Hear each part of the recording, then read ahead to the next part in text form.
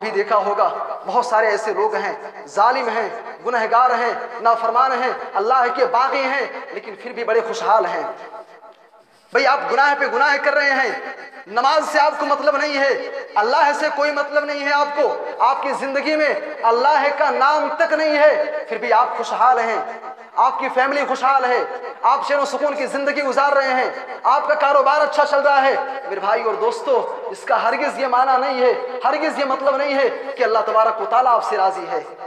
مسند احمد کی روایت ہے، اللہ کے نبی صلی اللہ علیہ وسلم نے فرمایا کہ اے لوگو، اذا رأیت اللہ یؤتی العبد علی معاصی، جب تم کسی انسان کو دیکھو، کسی بندے کو دیکھو کہ اللہ اسے نواز رہا ہے، برائی کرنے کے باوجود، گناہ کرنے کے باوجود اس کے مال میں بڑھوتری ہو رہی ہے، گھر پہ گھر بن رہے ہیں، زمین پہ زمین خرید رہا ہے، انسان مالدار ہوتا چلا جا رہا ہے، اللہ کے نبی کہتے ہیں اے لوگو جان لو فإنما ہوا استدراج، وہ اللہ تبارک و تعالیٰ کی جانب سے ڈھیل ہے، اللہ نے رسی ڈھیلی کر دی ہے۔ اللہ کہتا ہے اے میرے بندے، پیدا میں نے کیا ہے، موت بھی میں دوں گا، روزی دینے کا مالک میں ہوں، تیرے ایک ایک سانس پہ میرا قابو ہے، میرا بس ہے، ذرا میں بھی دیکھوں تو کہاں تک بھاگ رہا ہے، ظلم کر کے تم اسے کہاں بھاگ کے جائے گا۔ میرے بھائی اور دوستو، فإنما ہوا استدراج، اللہ تبارک و تعالیٰ اس انسان کو ڈھیل دیے ہوئے ہے، اور جانتے ہو جب اللہ کی پکڑ آئے گی، اللہ کی مار پڑے گی، اللہ کا جب غضب نازل ہوگا، ان بطش ربک لشدید، اللہ کی پکڑ بہت ہی سخت ہے۔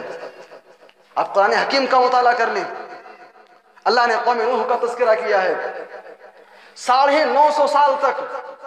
950 سال تک حضرت نوح علیہ السلام قوم والوں کو دعوت کرتے رہے، اللہ کی طرف بلاتے رہے، لیکن جب انہوں نے ماننے سے انکار کر دیا، اللہ تبارک و تعالیٰ نے آسمان سے بارش نازل کی، زمین سے بھی زلزلہ نکلا، اور پھر دنیا سے ان کا نام و نشان مٹا دیا۔ قرآن حکیم کا مطالعہ تو کرو، اللہ فرما رہا ہے کہ یہ قوم عاد ہیں، یہ قوم ثمود ہے، یہ قوم لوط ہے، یہ فرعون گزرا ہے، یہ قارون ہے، یہ بھی اپنے وقت کے بہت بڑے بادشاہ تھے۔ قارون کو اللہ نے اتنی دولت دی تھی، وہ اپنے زمانے کا ارب پتی نہیں، خرب پتی نہیں، اللہ نے اسے اتنی دولت دی تھی، شاید دنیا کے اندر کسی کو اتنی دولت ملی ہو۔ فرعون جو اپنے آپ کو انا ربکم الاعلی کہا کرتا تھا، جو کہتا تھا کہ میں تو مصر کا بادشاہ ہوں، میں مصر کا بادشاہ ہوں، جس کے نیچے سے نہریں بہتی ہیں، اللہ تبارک و تعالیٰ نے فرعون کو ایسا مزہ چکھایا، اس کے اوپر ایسی مار پڑی، اللہ تبارک و تعالیٰ نے اس کی ایسی پکڑ کی کہ نہ اسے زمین نے قبول کیا، نہ دریا نے قبول کیا۔ پوری دنیا کے لیے آج بھی مصر کے عجائب خانے میں اس کی لاش آج بھی موجود ہے، پوری دنیا کے لیے نشان عبرت بن گیا۔